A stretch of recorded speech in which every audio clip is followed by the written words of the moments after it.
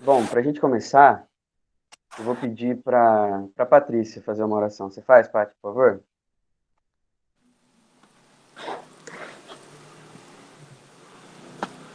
Querido amado Deus, ó Pai, te agradecemos, ó Deus, por tudo que o Senhor é em nossas vidas. Te agradecemos, ó Senhor, porque até aqui o Senhor tem nos sustentado, o Senhor tem governado nossas vidas, ó Pai. Que o Senhor continue nos abençoando. O Senhor, ó Deus, esteja abençoando cada pessoa, ó Deus, que está, ó Deus, nesse encontro, ó Pai. Esteja abençoando aquelas também que por algum motivo aqui não puderam estar. Esteja, Senhor, com cada vida, nos incomodando, para que cada vez mais a gente busque, ó Deus, aprender da tua palavra, ó Deus. Esteja agora, Senhor, com a vida do Plínio, continue abençoando a vida dele, ó Deus, e continue, ó Deus, dando para ele as palavras certas, ó Deus, palavras, Senhor, dadas pelo Senhor, ó Deus, para ensino da tua palavra, ó Deus. Esteja com os nossos corações, abrindo o nosso coração, abrindo nossa mente, Senhor, para que a gente, ó Deus, faça, Senhor, a interpretação correta da tua palavra e que isso somente não fique no estudo, mas que isso se torne coisa prática para o nosso dia a dia, ó Deus. Muito obrigada por tudo que o Senhor tem feito e muito obrigado por tudo que o Senhor ainda fará.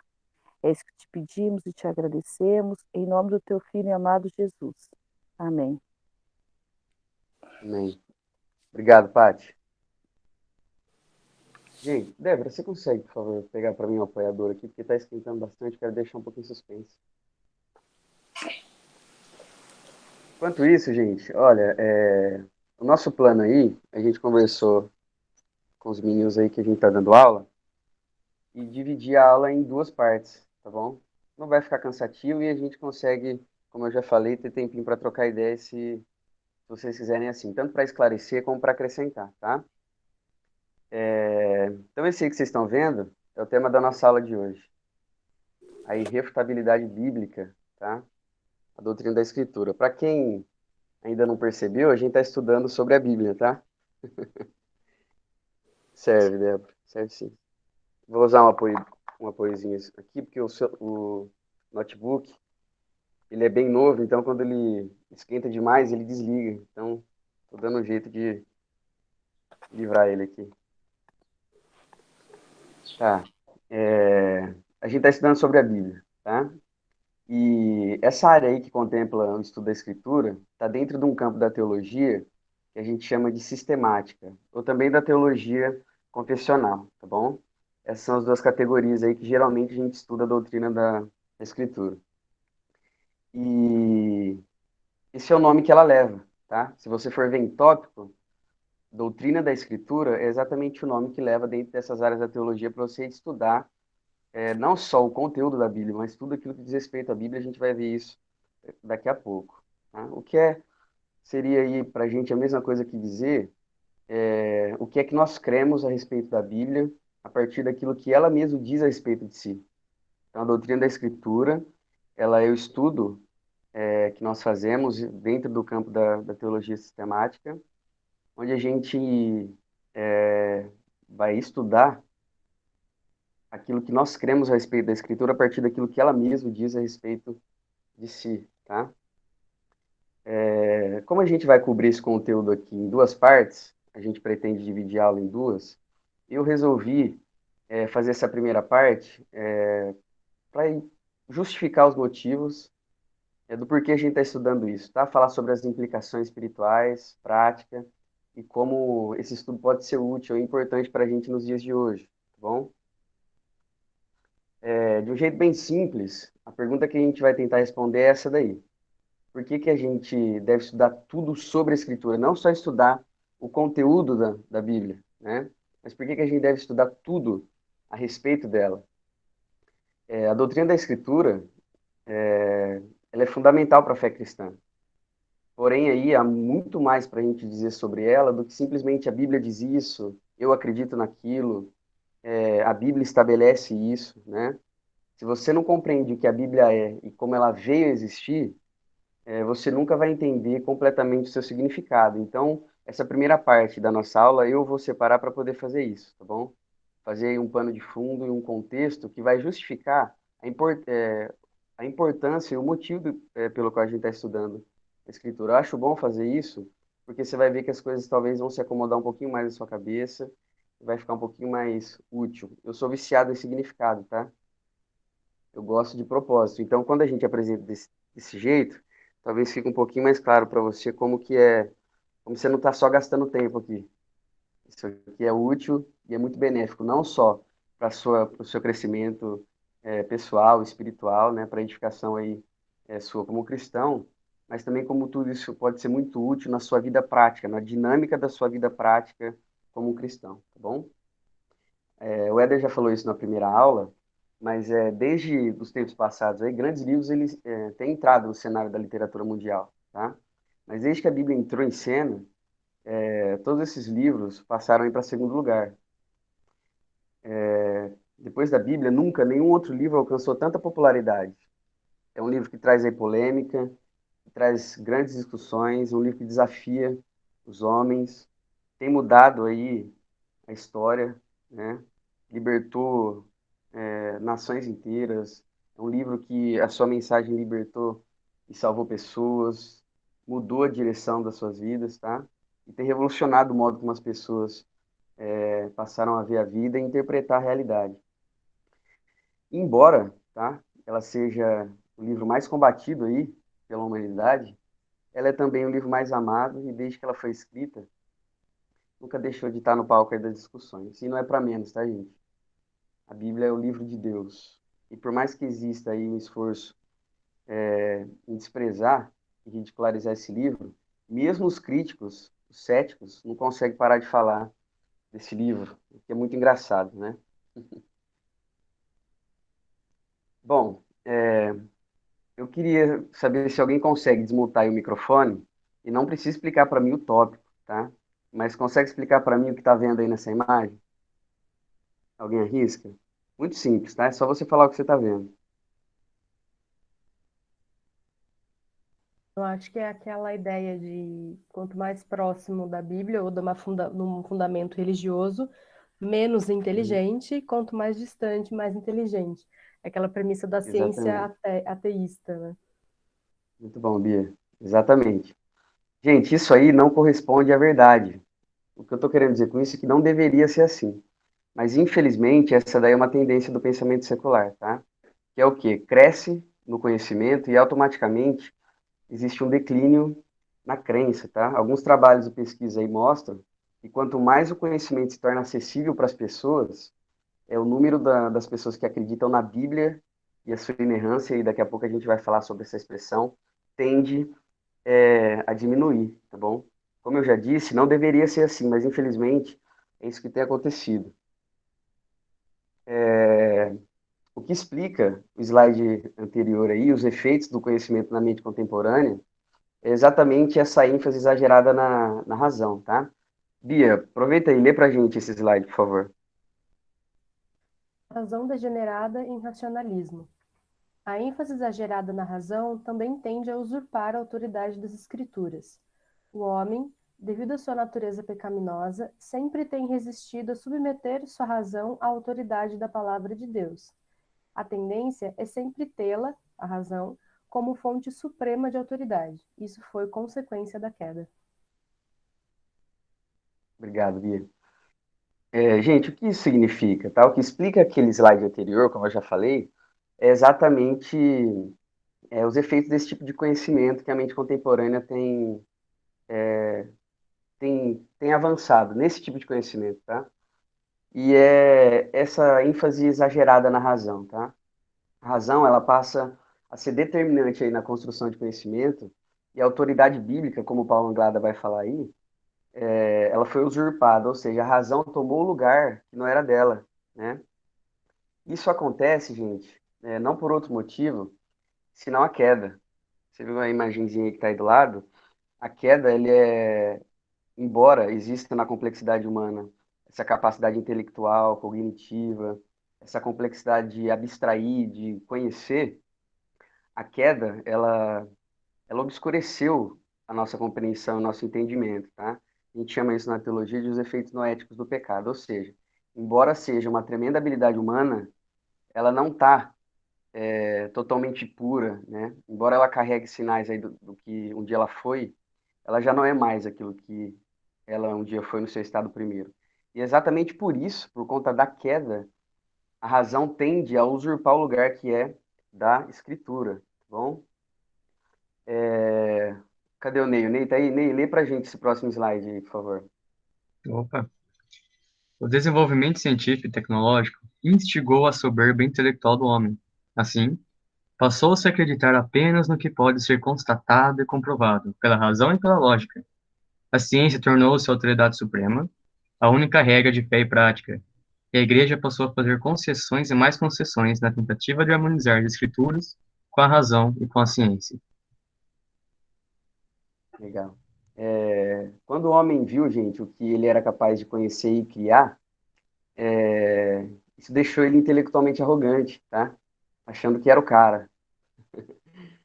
O homem passou a acreditar, então, que a razão era superior, né? Ele passou a pensar na superioridade da razão e da lógica, e aquilo que antes era canalizado para a escritura, tendo ela como padrão máximo e normativo, isso daí foi redirecionado para a razão, para ciências, para os avanços tecnológicos, né? Para a capacidade do homem de criar e afins, né?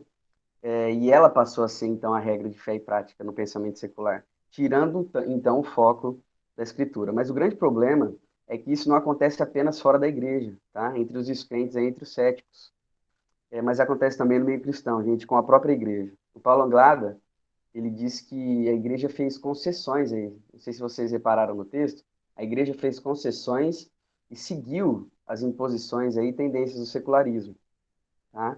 E acabou sujeitando a escritura à razão e à ciência, ou seja, não é a escritura que vem e que antecede a razão e a ciência, ou qualquer tipo de atividade científica, ao contrário, é a atividade científica que antecede e a razão que antecede a escritura.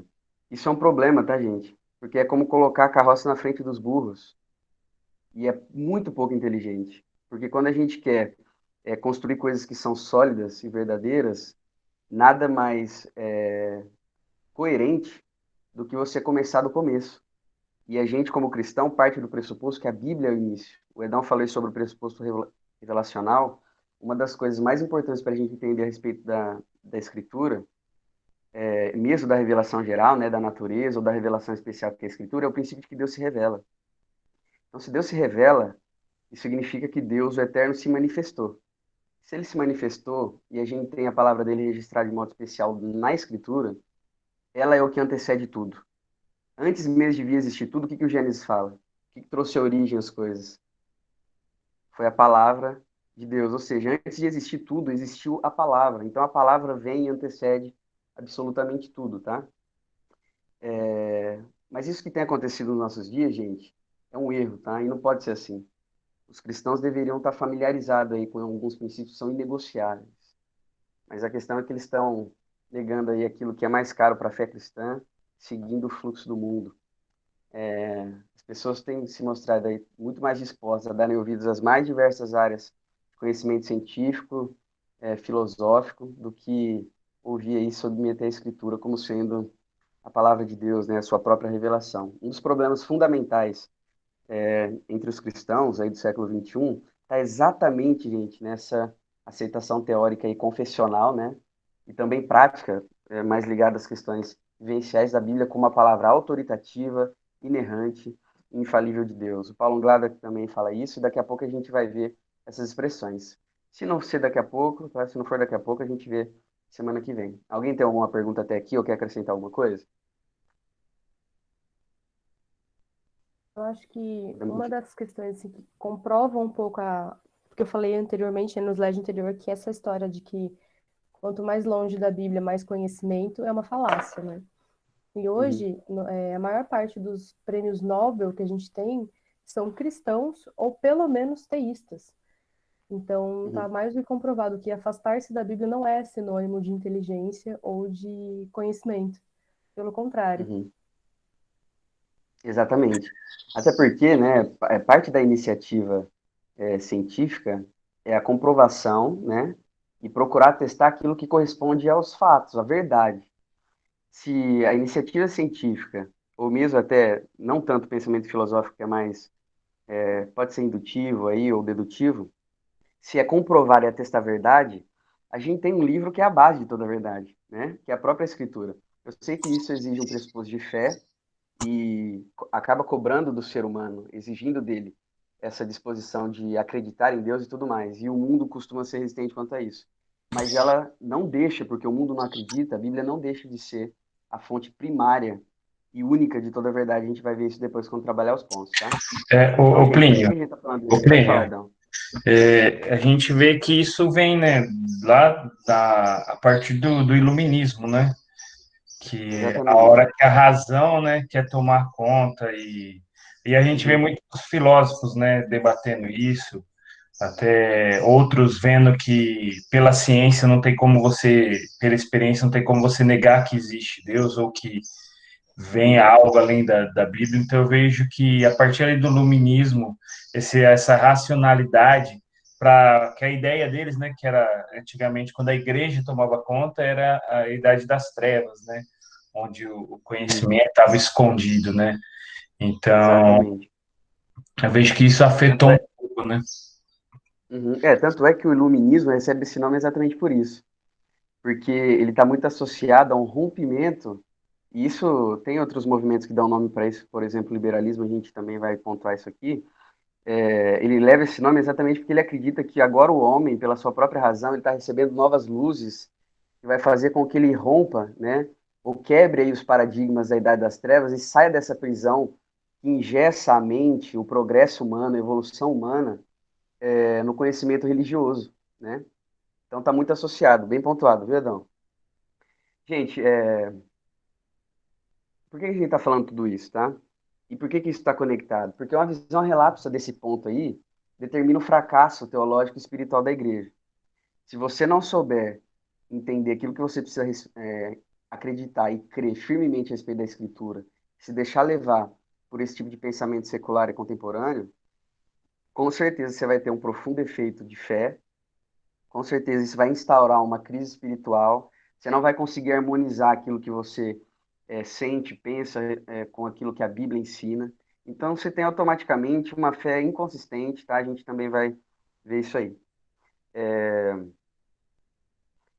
A gente consegue perceber, então, falando sobre tudo isso daí, gente, que existe um movimento, então, de ruptura, tá? Que mostra as pessoas, as instituições rompendo com antigas verdades, com antigos valores, e principalmente com os princípios judaico-cristãos, tá? O cristianismo é o que mais tem sido atacado aí no meio disso tudo, tá? Existe um movimento chamado liberalismo, como eu contei agora há pouco, que, em resumo, ele quebra paradigmas, como eu já falei, ele rompe com tudo aquilo que é antigo, né? E com todo o conhecimento que foi produzido antes dos avanços científicos e tecnológicos. Como nada existe aí de mais antigo do que a escritura, nada mais semita, né, do que a religião cristã sendo uma evolução, tendo origem no judaísmo, uma das religiões é, mais antigas, né? O homem moderno tem rompido, então, com o cristianismo e com esses ensinamentos. Ou seja, existe um movimento de ruptura. O homem ele tem se desligado daquilo que era mais primário para ele e agora ele está se aventurando com aquilo que ele diz ser o suprassumo do avanço, da evolução, né? Tudo mais. Eu estou lendo um texto do Rubem Alves, fala exatamente sobre essa questão da expressão religiosa e como antigamente as famílias eram, na sua grande maioria, educadas numa expressão religiosa e numa prática espiritual muito vívida, né? E que isso era a expressão da normalidade. O contrário era, na verdade, você ser um ateísta que nega os princípios e os símbolos de fé, como, por exemplo, a própria Bíblia. E isso era tão, assim, a expressão da maioria, que aqueles que não acreditavam é que tinha vergonha de falar que não acreditava e preferia ficar na obscuridade. Como hoje, negar a Deus sinônimo de inteligência, como a gente viu lá, tem sido quase que sofisticado você ridicularizar a fé, ridicularizar a Bíblia, né? Falar que isso é um texto embotado, ultrapassado, porque isso é sinônimo de que você seguiu o fluxo e a evolução do pensamento contemporâneo e você já superou esse tipo de crença é, vazia, né? Esse tipo de crença subjetiva, que afinal de contas, isso não pode ser reproduzido nem provado dentro de um laboratório, né? assim, mas esse é grande parte do problema, tá bom, gente? Pouco, se não nenhum espaço tem sido dado aí para a expressão religiosa cristã. Deus tem sido objeto de escárnio aí e tem sido negado veementemente. Infelizmente, isso tem influenciado a igreja e muitos crentes aí têm sofrido o impacto disso e acabam incorrendo num caminho perigoso que leva para bem longe de Deus aí e da verdade, tá? É, deixa eu ver.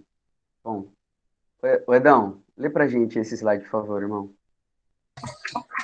Liberais ou inconsistentes. Uma compreensão correta da inspiração e da revelação é essencial para se distinguir entre a voz de Deus e a voz do homem. Esse desvio teológico acerca dessas doutrinas tem contribuído de forma acentuada para que o homem caia na rampa escorregadia da negação de outras doutrinas. Sim, eu achei essa frase do John MacArthur excepcional, tá bom? E ela sintetiza muito exatamente não só o que está acontecendo, mas os efeitos e o resultado desse tipo de comportamento e postura, tá? Isso tem acontecido com a igreja, gente, com os cristãos, por dois motivos. Ou porque eles são liberais e eles escolheram conceitualmente se posicionar desse lado do espectro, aí, desse lado desse tipo de concepção, tá? Ou porque eles são tão inconsistentes, não têm aí uma fé tão consistente, que eles simplesmente e facilmente rompem aí, como essa corda está rompendo, com aquilo que é fundamental e se liga a qualquer tipo de vento, é, de, de doutrina ou qualquer tipo de conhecimento que, por polido que seja, ou por sofisticado que seja, tenta convencer do contrário daquilo que a Bíblia ensina, tá? Então, gente, os cristãos acabam assumindo uma forma totalmente diferente, um comportamento, adotando aí as mesmas concepções e valores de um mundo totalmente alheio, divorciado das coisas de Deus, tá? Mas, como diz aí o John MacArthur, ele vai dizer que aquilo que você compreende a respeito da Bíblia, né, em resumo, é fundamental para você saber discernir a voz de Deus da voz dos homens. Gente, isso é fundamental, tá bom? Eu acho que aí é a questão chave. A gente vai ficar com o discurso do homem ou a gente vai ficar com aquilo que o próprio Deus nos diz? Pensar sobre a Bíblia desse jeito, sobre a Bíblia do jeito errado, é o que tem levado o homem aí a cair nisso que ele chama de a rampa escorregadia e da negação aí de outras doutrinas, tá? Se você erra nisso, gente, você vai errar em todo o resto. Eu lembro quando eu estudei a respeito sobre seitas e heresias, uma das coisas que a gente aprende é que ou você fecha com todo da escritura e cuida de cada detalhe, todo da fé cristã e cuida de cada detalhe, ou você vai incorrer num erro perigoso, porque aquilo que começa como uma fenda aqui, e esse seria um primeiro pequeno erro, vai terminar lá com um rompimento profundo e totalmente desconexo daquilo que a verdade de Deus, tá bom? Ou seja, comeu bronha aqui, gente, você vai errar em todo o resto, tá bom? Por isso que a doutrina da escritura é tão importante para a gente. O problema, e eu gostaria de destacar aqui, para não trabalhar a questão da filosofia e do conhecimento científico como algo pejorativo, tá? O problema não está na filosofia, não está aí nas diversas áreas da ciência, da tecnologia. Isso tudo é bom, tá? É bom demais, é coisa boa. São formas aí, áreas do conhecimento, da investigação que são importantes, tá? Que enriquece a vida, que enriquece o intelecto, mas que preste atenção nisso que eu vou dizer. Elas são inferiores em grau, valor e importância quando comparadas com a palavra de Deus e o conhecimento que ela promove. Por isso que eu coloquei aí no slide a superioridade e sublimidade do conhecimento da Escritura. Raízes na palavra de Deus, o solo fértil da verdade. Essa imagem aí, gente, ela representa exatamente aquilo que a gente é. Embora você se aventure em todo tipo de conhecimento, mergulhe aí no campo da ciência e tudo mais, isso é legítimo. Não é de hoje que crente faz isso, tá? Hoje, pelo contrário, hoje é fraco isso perto do que um dia foi. A pesquisa científica foi fomentada pela, pelos protestantes e tudo mais. João Calvino estimulou demais isso. Ô, A Plínio, questão é que hoje mudou. Fala, pode falar, né? não só interrompendo a questão da ciência, se tem alguém que tem tudo para fazer ciência, é justamente cristão, né? Tem um mandato Sim, claro, já no Éden, para fazer ciência, né? E assim, sim, se tem um povo que tem que fazer, que não tem desculpa para não fazer, é o crente. sim, exatamente, é verdade. Gente, como eu disse, o problema não está nessas coisas, tá? Como Agostinho vai dizer aí no livro do Herman Till, ele vai dizer que essas coisas, elas não são ruins, mas elas precisam ser subservientes, ou seja, elas vêm depois e precisam estar a serviço de Deus. Elas são coisas a serem santificadas para prestar serviço a Deus e não ficar competindo com Ele, ou então negando a Deus, tá? Isso é um contrassenso, gente. A gente assiste isso hoje, tá? Esse tipo de divisão. É por motivo como esse, dentre outros, que a gente precisa estudar assuntos centrais para a nossa fé, tá? Como a doutrina da Escritura, como a gente está fazendo agora, para ficar bem claro onde é que estão as nossas raízes, gente, e o nosso compromisso. Deixa eu ver. Ô, Débora, você lê pra gente? A Débora está aqui comigo, ela está do meu lado, vai dar interferência. Eu mesmo vou ler esse slide, tá bom? Deixa eu só tirar de lá aqui. Não basta possuir a visão elevada das Escrituras, nem mesmo ler a Bíblia com regularidade, para praticar a autoridade bíblica. Ser bíblico na vida e no pensamento é preciso. Para praticar a autoridade bíblica, ser bíblico na vida e no pensamento, é preciso lê-la formativamente, isto é, de modo que ela molde nossa visão da verdade, nossos valores e nossas interações com os demais, o nosso o modo como vivemos. O modo de se fazer essa leitura profunda, participativa, é a ingestão. Praticar o solo a escritura significa devorar esse livro.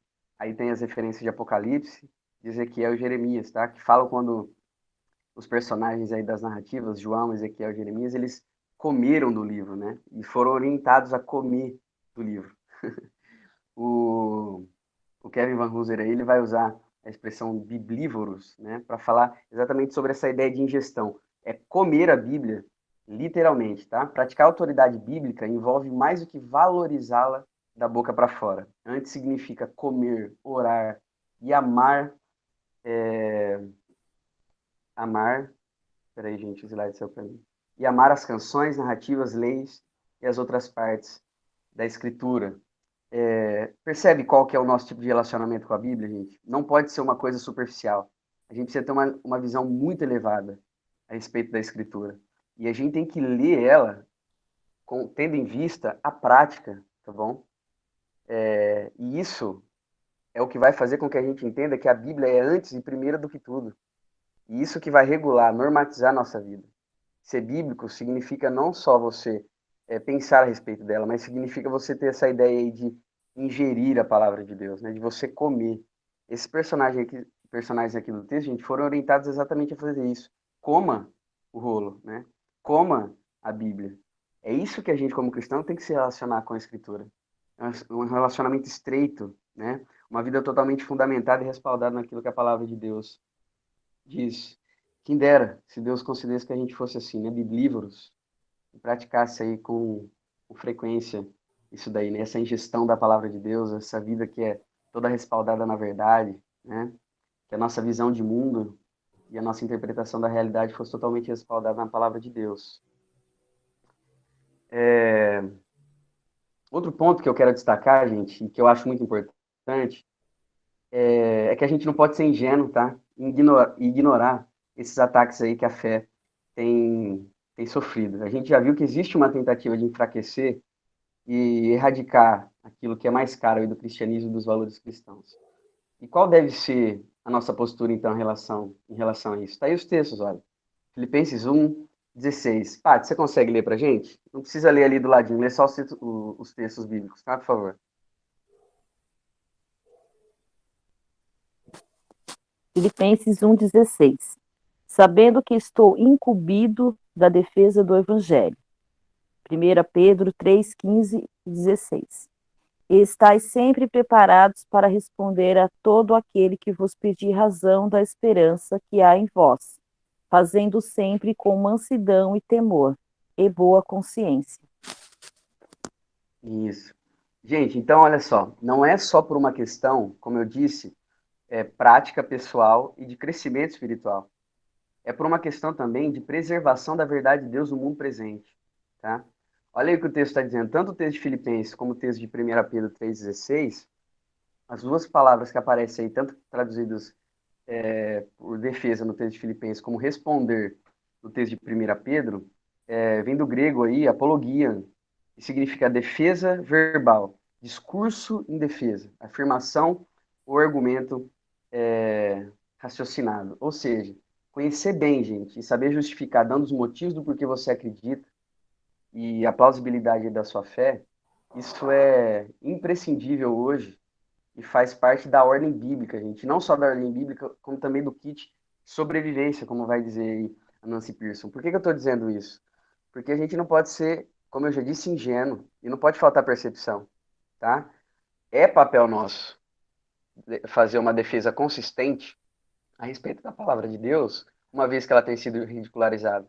Afinal de contas, como diria lá Martin Lutero, que cão que não vai lá, não vai latir, né, não ladra quando o seu dono é atacado aí de alguma forma. É normal que a gente se mova nessa direção e tem que promover uma defesa, uma apologética consistente a respeito da nossa fé. Não significa que você tenha que defender como se ela precisasse de defesa, né? Mas significa que você precisa defender porque é imperativo que a fé seja defendida, uma vez que é como nosso papel promover o nosso tempo. Ninguém promove uma coisa vencida. Ninguém promove uma coisa ridicularizada. E olha aí que o apóstolo Paulo fala. Eu estou incumbido da defesa do evangelho. Pedro, a mesma coisa. Preparados para fazer defesa, né, daquilo que você acredita, para aqueles que pedem razão daquilo que você acredita. Gente, isso não só faz parte do kit sobrevivência, tá? Como também faz parte do kit evangelização. Defender aquilo que a gente acredita, como eu já disse, é importante por conta do imperativo missional. A ordem que a gente tem de pregar o evangelho a toda a criatura, tá?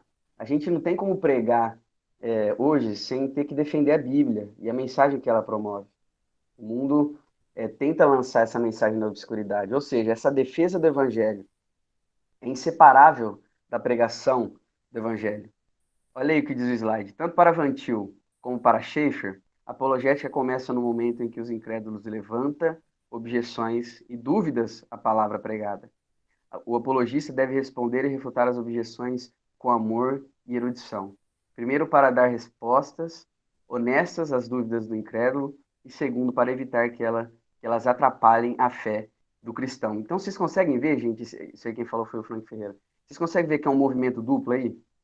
A gente precisa estar comprometido com a palavra de Deus por dois motivos. Primeiro, para proteger a própria fé do cristão, tá? E segundo, para a gente poder cumprir esse papel tão importante que é a pregação da palavra de Deus. Porque a objeção sempre acontece em relação à palavra pregada, como o Franklin vai falar aí. Tá bom? É importante destacar, gente, que essa defesa aí e essa apologética não tem como objetivo um debate aí, um argumento hostil, tá? Que procura vencer um oponente ou destruir um inimigo, mas é persuadir ele com mansidão, como o texto de Pedro vai dizer. Mansidão e com temor, tá? É uma apologética amorosa, é uma defesa condescendente. Você não está tentando abater o inimigo no ringue, né? Você está tentando convencer ele daquilo que é plausível, razoável e daquilo que é o bem para a sua própria vida, para a sua própria alma. Você está querendo conquistar os corações para Cristo, né? Mas sem desrespeitar ele. A gente tem que estar pronto para fazer esses apelos aos corações, tá bom? Às mentes, aí, aos ouvidos do homem contemporâneo. Por mais bem informado, conectado, intelectual e racional que ele seja, tá? Isso porque a gente tem que fazer discípulos, tá bom? A gente tem que construir pontos aí que liguem a gente aos incrédulos, para argumentar de modo coerente, gente, a favor da verdade de Deus. É claro, como eu já disse, isso vai exigir uma atitude, uma postura de fé, tá? Mas não é porque é fé que não pode ser coerente, né? Não pode ser plausível. Não é porque é fé que não tem que fazer sentido ou ser coerente, tá bom? E a Bíblia, a Escritura, é fundamental em todo esse processo, por isso que a gente tem que estar tão preso e comprometido com ela, tá? Vocês entendem, gente, como isso é vital? Alguém tem alguma pergunta? Alguém quer acrescentar alguma coisa? Não? Eu não consigo ver o rosto de vocês aí. Não, Plínio, pode seguir. Tá bom. Creio então, gente, e falar da Bíblia nesses termos, vai recuperar aquilo que a gente está perdendo, tá? Aquilo que tem sido perdido, e vai contribuir para que a Bíblia seja vista com outros olhos. Ao mesmo tempo, vai criar aí uma proteção contra esses falsos ensinos que têm circulado por aí, que a Bíblia vai subir no nosso estilo, né? E vai passar a ser encarada novamente. Olha aí, foi por isso que eu coloquei essa imagenzinha. Se a gente conceber as coisas dessa forma, a Bíblia, de uma visão encolhida que a gente tem a respeito dela, devagarzinho a gente vai recuperando isso, né? E a Bíblia vai se avolumando, crescendo e ocupando um espaço fundamental na nossa vida. Ela vai ganhando valor, tá? O Salmo 119, o salmista vai dizer exatamente isso. Puríssima é a tua palavra, por isso o teu servo a estima. Puríssimo aí, gente, traz a ideia de algo testado, tá? Aprovado, algo que se mostra verdadeiro. Você entende porque a gente não precisa recuar como se fé fosse coisa de gente ultrapassada ou ridícula? Você entende por que a gente tem que defender os nossos símbolos de fé? Né? Ô, Porque Plínio, ela é extremamente importante. Fala, Edão, pode falar. eu acho que isso que é o X da questão, né? Que nem por isso é tua palavra, por isso que o teu servo a estima. Eu acho a nossa falha está nisso. Nós não temos Uhum. estimado as escrituras como ela deve ser, sabe? A Isso. gente não tem levado a sério o que as escrituras é na nossa vida como cristão. Sim, O cristão está falhando nisso e por sim. isso que a gente não consegue se defender no mundo aí, porque a Bíblia Isso. não tem aquele valor que ela tem que ter. O Salmo 119, ele todo, né, ele fala das escrituras, Sim. que, Enaltece a que Deus. ela enaltece, e a gente tem que ler o Salmo 119 para a gente Sim, ver mesmo qual que é a profundidade das escrituras. E é a nossa sim. falha. A gente não tem estimado a Bíblia como ela deve ser estimada. E aí, como que a gente vai pregar a Bíblia fora? Vamos ser Exato. refutados, vamos ter as leituras hollywoodianas das escrituras que as pessoas têm, aí chega aí um Uhum. cientista ateu, vai nos questionar, a gente ainda vai achar que Moisés Além de lá não saber defender, a gente vai concordar, né, Edão? vai ser refutado, vai falar assim, nossa, não é que ele está falando a verdade, então a Bíblia está mentindo. Exatamente. Exatamente. Exatamente. Essa palavra aí, gente, no A texto, ela é gente tão conhece, importante. a gente conhece um rapaz Pode falar. que, que ele é um agnóstico, assim, ferrenho. E a ideia dele é isso aí. Ele lê tanta coisa que critica as escrituras que para Uhum. ele as escrituras é um livro qualquer. Sim, Como exatamente. Exatamente. Essa palavra aí, gente, puríssima, além de ela significar, trazer essa ideia de algo testado, né? Mostrar, revelar algo verdadeiro, talvez a melhor ideia aí que traz essa palavra nesse texto é a ideia do fundidor que trabalha com ferro, sabe? Ou o ourives que trabalha com ouro. É como se o salmista estivesse querendo dizer que a palavra trabalha nele, a fim de que ele seja moldado, purificado, refinado. Por isso que ele vai dizer, eu a estimo. Por que ele estima a palavra, que é puríssima? Ele estima a palavra de Deus porque ela tem um poder transformador na vida dele. É isso que esse texto está dizendo. Não é só porque a palavra ela tem o caráter de ser perfeita, por isso que ela recebe esse atributo de puríssima, mas é porque a palavra trabalha nele e causa nele um efeito transformador. Você entende então Prêmio, como o nosso envolvimento com a escritura, ela não é só intelectual, ela precisa ser uma questão experiencial? Manda, China, fala lá, irmão. viu? Igual o Éder estava comentando agora mesmo, minuto antes, eu saí um pouco e voltei, recebi uma ligação de quem? Testemunho de Jeová, Sim. querendo me evangelizar. Aham. Aí entra, se eu não estou firmado nas escrituras, eles já pegam lá o texto que eles vão falar, tudo baseado em capítulos e versículos. Certo. E se nós não estivermos preparados, como o agnóstico aí que o Éder falou, a gente pode Uhum. ser ludibriado por uma conversa que não tem nada a ver com as escrituras. Exatamente. Aí a gente que deveria ter o papel claro, humilde, de promover a fé, a gente acaba perdendo ela, né? Porque os argumentos nos parece para aquele que é desinformado tão razoável que a gente fala, eita, peraí, será que ele não está mais certo do que eu? Então você vê como que isso é muito importante, gente, tá? E, uma coisa que eu gostaria de destacar aqui, e aí eu vou para o próximo slide, é exatamente isso que a gente tece agora como crítica, tá bom? Como que o mundo vai crer na palavra de Deus quando nem a igreja tem demonstrado que crê? A Camila, tá aí?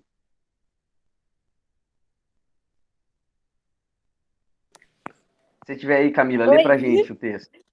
Você tá aí? esse Você consegue ler? consigo. Esse Por daqui, favor. no mundo somos os representantes do livro? Isso, esse aí. Tá. Ai, não sei se eu sei falar esse nome. Schaeffer vai Vai lá, dizer. é Schaefer. Isso aí. Schaeffer vai dizer que a grande revolução que estamos precisando não está em falar a respeito da verdade, mas em demonstrar na prática e no mundo real o que a doutrina bíblica expressa e como é apenas dessa forma que a vida pode dar certo. Aí, obrigado, Camila. Imagina. Gente, é fundamental isso. Como que o mundo vai estimar a palavra de Deus, ou então as pessoas vão acreditar naquilo que às vezes nem mesmo o cristão tem acreditado, e não só na teoria ou no discurso, mas também na prática. E o Schaeffer aí, que liga muito essa questão da defesa da apologética com a evangelização, para ele essas duas coisas caminhavam juntas, porque ele entende que não adianta nada a ortodoxia, crer a respeito da coisa certa. Você precisa crer a respeito da coisa certa, você precisa crer de um modo correto e ortodoxo, mas você precisa praticar e demonstrar isso. Ele vai falar que não tem nada mais feio no mundo do que ortodoxia, verdade sem amor. Tá? Ele vai chamar isso de ortodoxia morta. Então, qual que é o papel do crente como representante do livro? Ele não só discursar a respeito da verdade da palavra de Deus, mas ele demonstrar na prática e no mundo real o que essa doutrina expressa. Ele acredita que é isso daí que vai revolucionar as concepções aí que o mundo, não só a igreja, mas também as concepções que o mundo tem tido a respeito da religião cristã, tá bom? É um pouco daquilo que a gente ouviu na palestra do Felipe Fontes quando a gente veio aqui. O cristianismo, muito mais do que teórico, ele é experiencial. Então, a parte talvez mais conclusiva do nosso discurso é o quê? Vem ver. É a gente tangenciar, gente. Precisa ficar palpável para as pessoas. Se a gente só ficar no discurso, pode acreditar, é só palavra floreada, bonita, é só discurso eloquente, mas não corresponde àquilo que é verdade. Porque de verdade, aquilo que capta as emoções, que traz um conhecimento e uma apreensão assim satisfatória, não é só aquilo que cruza a órbita da sua mente, mas é aquilo que capta as suas emoções e seu coração. Quando as pessoas verem e experimentar a partir da nossa experiência que a palavra de Deus é a verdade, que a Bíblia, que a doutrina bíblica é a verdade, e que só dessa forma a vida pode dar certo, a gente vai ser apologistas mais eficientes e mais missionais, tá bom?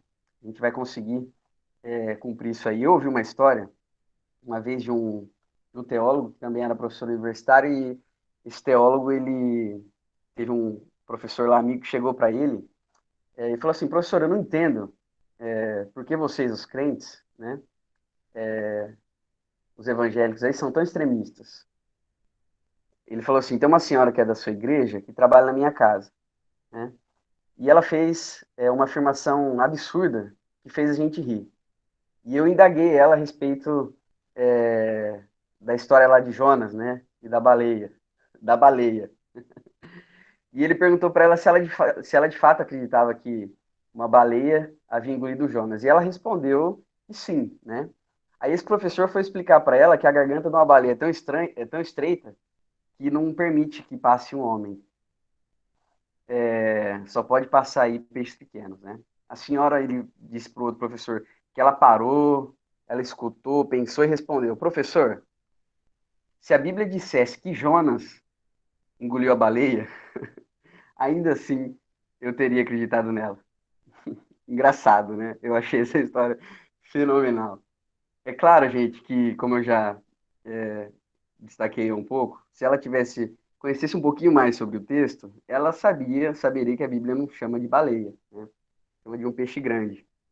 Só para só para alinhar os termos aí e mostrar que não existe negação, sei lá, ainda que científica, com a verdade que a Bíblia atesta, tá bom?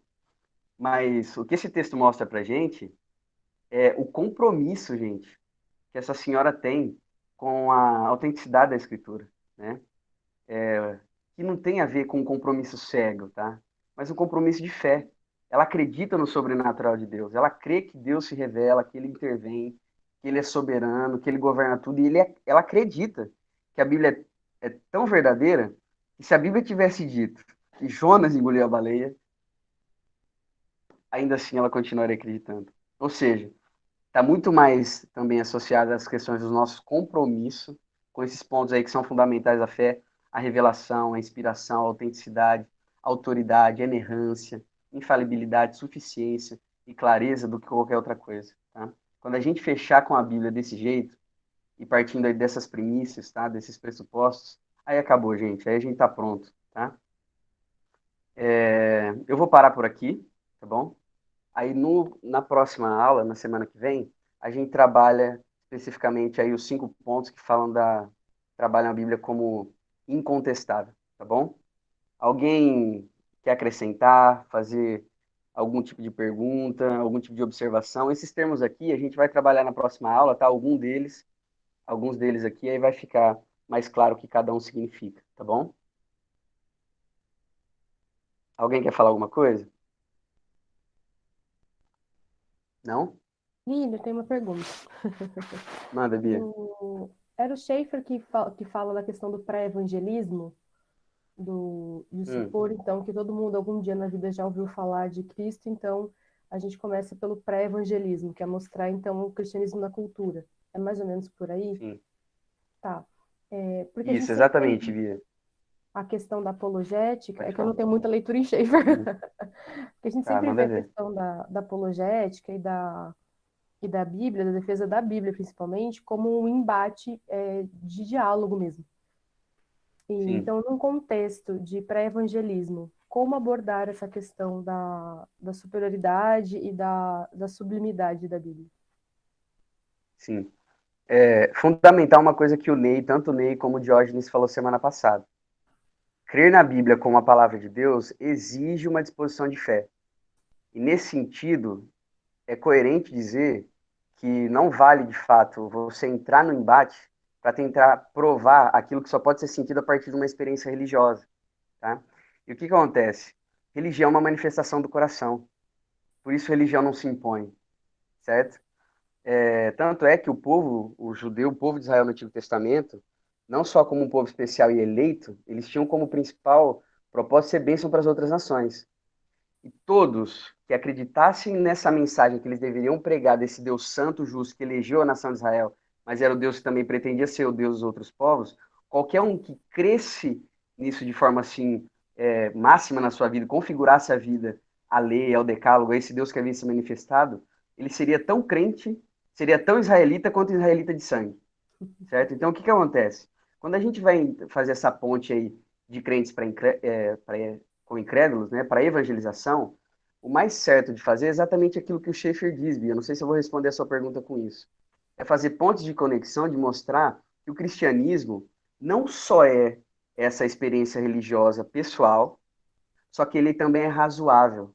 O Schaeffer, na verdade, na verdadeira espiritualidade, ele vai dizer o seguinte: há uma razão suficiente para se acreditar no cristianismo.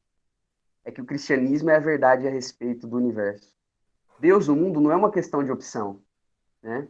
Tipo assim, você não tem um cardápio nas mãos, o homem não tem um cardápio na mão que ele pode escolher o que ele vai usar para ler o mundo como se isso fosse suficiente para ele inferir verdade, para ele entender a realidade. Muito pelo contrário, se ele tentar fazer isso por outras vias, ele vai se perder. Não só o cristão vai cair na rampa escorregadia lá. O próprio mundo, separado de Deus, incorre nessa rampa escorregadia. Então, o que a gente vai fazer como quem evangeliza? Tá bom? Primeira coisa que eu acho importante, você não precisa ser um cientista para evangelizar e nem ser um filósofo. A Bíblia diz que o cristão ele evangeliza à medida que ele conta um testemunho. Tanto é que a Bíblia chama ele de testemunha. Ou seja, você não fala de uma coisa que você ouviu, você fala de uma coisa que você experimentou. Então, isso é fundamental para mim, para quem evangeliza. Você não vai falar de uma coisa que você ouviu falar, você vai falar daquilo que você experimentou. Ou seja, eu provei disso.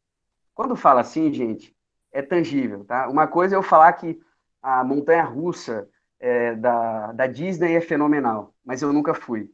Outra coisa é, se eu montei naquele carrinho e andei na montanha-russa, eu vou falar com muito mais vivacidade, né? Eu vou falar com muito mais expressividade. A fé cristã, então, para quem testemunha e vai evangelizar, primeiro ela precisa ser vinda da boca de uma testemunha, ou seja, alguém que provou. E segundo, ela precisa, hoje no nosso dia, um esforço um pouquinho intelectual um pouquinho maior. Porque a gente pregar para a gente de hoje não é como a gente pregar para a gente do passado. Exatamente por conta de como você tem o avanço científico muito grande, a informação está muito acessível. Gente, a internet, agora não vou usar de jeito pejorativo, tá? Polarizou e popularizou o conhecimento de um jeito, tipo assim, incrível. Isso é uma tremenda benção. Isso a gente não consegue mensurar o quanto isso enriquece a vida de todo mundo. Tornou acessível, né? Só que, por outro lado, tornou massivo. E, ao mesmo tempo, quando você vai pregar, você tem que pensar quais são os ídolos da cultura, você tem que pensar quais são os compromissos que as pessoas têm tido, na grande maioria, que às vezes nega a fé. Aí qual que vai ser o movimento que eu acredito e o Schaefer vai falar? Fazer pontos de contato, entendeu? Por exemplo, não tem um ser humano que não busque sentido e significado. Intrinsecamente, na sua própria natureza, o ser humano busca. A questão é que tem gente que nega significado, tá bom? Mas ainda assim a vida fica obscura, apática, como se fosse, como o Lewis vai dizer, uma lâmpada apagada, né? E insuportável, porque o mundo fica impessoal, né? Fica caótico. Agora, quando você mostra para as pessoas e tenta com argumentos bíblicos e também usando algumas pontes científicas com isso, alguns argumentos científicos, e para isso você precisa conhecer, ela vai entender que existe tantos pontos de contato entre o cristianismo, o evangelho e aquilo que o mundo demonstra, né? Que vai ficar razoável para ele a fé cristã. É por isso que o Schaeffer vai dizer: o cristianismo é a verdade a respeito do universo. Gente, o Edão falou sobre a revelação geral. A revelação geral, como o Jonathan Edwards vai dizer, é se você for o mínimo humilde, ainda que você não tenha o conhecimento especial de um Cristo Redentor, você vai olhar para a criação e você precisa presumir, como Romanos capítulo 1 vai dizer, existe um Deus. Eu não sei qual é esse Deus, se é o Deus cristão, se é o Deus Pai de Jesus Cristo, se é o Deus Trino, não sei. Mas existe um Deus. É fazer o que o Paulo fez lá, né? Vamos atender, vocês são religiosos. Existe, vocês se curvam diante de Deus, mas o Deus que eu vou apresentar para vocês é esse Deus aqui, olha. É o Deus que criou as coisas, né? O Deus da criação, porque na criação existem as digitais de Deus. O, o Edwards, ele vai trabalhar de um jeito tão bonito que ele vai dizer que mesmo no mar, Deus imprime as suas pegadas, a gente consegue ver, né? Então, eu acredito, Bia, não sei se eu consegui responder, é que há muitas conexões, não há desconexão, há muita conexão entre cristianismo e evangelho e aquilo que a gente pode inferir, mesmo da natureza, entendeu? Sim. Me lembro, eu acho que é o James Orr que ele vai definir a cosmovisão como algo a ser expresso em forma de narrativa. Então, como você disse que você vê o mundo pelo cristianismo, testemunhando, né, contando a sua história. Exatamente, exatamente. É isso mesmo. Gente, se alguém quiser sair, fica à vontade, tá? A gente já passou o horário aí. Se alguém quiser sair, fica à vontade. Alguém quer falar mais uma coisa? Tem alguma dúvida de conceito, gente? Porque que acontece? A gente tem algumas expressões que a gente vai usar aqui para definir Bíblia, a doutrina da Escritura, e que são alguns termos que são viciados na expressão popular comum, como, por exemplo, inspiração. O Ney fez isso muito bem, distinguiu para a gente na primeira aula lá o que é, como a gente usa a expressão inspiração, e como, de um modo muito particular, a gente trabalha a inspiração quando vai estudar a doutrina da Escritura. Então, o que acontece? É bom ficar claro para a gente esses termos. Eu vou mandar para vocês depois um link do Defesa do Evangelho. Não trabalha, não desenvolve aula nenhuma. Ele só pega esses termos que a gente está usando aqui e explica o que cada um deles são, tá bom? Por quê? Como a gente tem algumas palavras que a gente usa popularmente, quando a gente fala aqui para vocês, já evoca todo um conceito. E às vezes, quando vai falar a respeito da Bíblia, não está tanto associado com essas concepções que a gente tem popular a respeito da palavra, tá bom? Mas eu espero que seja claro para vocês, tá bom? Que seja produtivo, que fique aí edificante, que ao mesmo tempo prepare a gente para lidar com a palavra de Deus num mundo que tem tentado aí ridicularizar ela, tá? Tua palavra é puríssima, por isso teu servo é estima. Quem dera, gente, a gente fosse aquele cristão que o Van Hooser diz lá no texto dele, né? Nos ensaios lá à disposição. esses biblívoros, né? Que ama, que vive, que pratica as narrativas bíblicas. Né? Esse compromisso formativo, né, com a Escritura de Deus. Ela que baliza, que regula a minha visão da verdade, o meu modo de ver o mundo, o modo como eu entendo e interpreto todas as coisas. Tá bom? Nada a acrescentar? Joinha? Beleza, então, gente. Vou fazer uma oração, tá bom? Eu não vou fazer uma oração, não. Vou pedir para a Bia fazer uma oração. Senhora, Bia. Bora. Vamos lá. Meu Deus, meu Pai amado, muito obrigado, ó Pai, pela tua palavra. Muito obrigado, ó Pai, porque o Senhor decidiu se revelar a nós, ó Pai, por meio da tua palavra. Obrigado, ó Pai, porque é através da tua palavra que o Senhor molda o nosso coração, ó Pai, e o Senhor nos leva para perto de ti. Ajuda-nos, ó Pai, a termos um compromisso com a tua palavra, com a tua verdade, a vivermos, ó Pai, de acordo com os teus preceitos e a estimarmos, ó Pai, as tuas escrituras, para que nós possamos, ó Pai, ser testemunhos de quem tu és e do que o Senhor tem feito em nossas vidas. Muito obrigada, Pai, por essa aula que tivemos. Que o Senhor não deixe, ó Pai, que isso nos escape da memória, ó Pai, do nosso coração. Que o Senhor esteja conosco no decorrer deste dia, dando-nos um dia agradável, guardados na tua segurança. Assim eu oro em nome de Jesus. Amém. Amém. Obrigado, Bia. Gente, valeu, viu? Tamo junto? Fechou. Fenomenal. Sempre. Sempre, Plínio. Tu é fera, Pô, né? gente. Continua orando aí pela gente, viu? Não, né? Não Não. pode orar pra você, não. A gente nem ora. Tchau, Rose. É. Tchau, Valdir. Já Tina, valeu, irmão. Isso aí, galera. Obrigado, viu? Você já faz parte do time, viu, cara? Amém.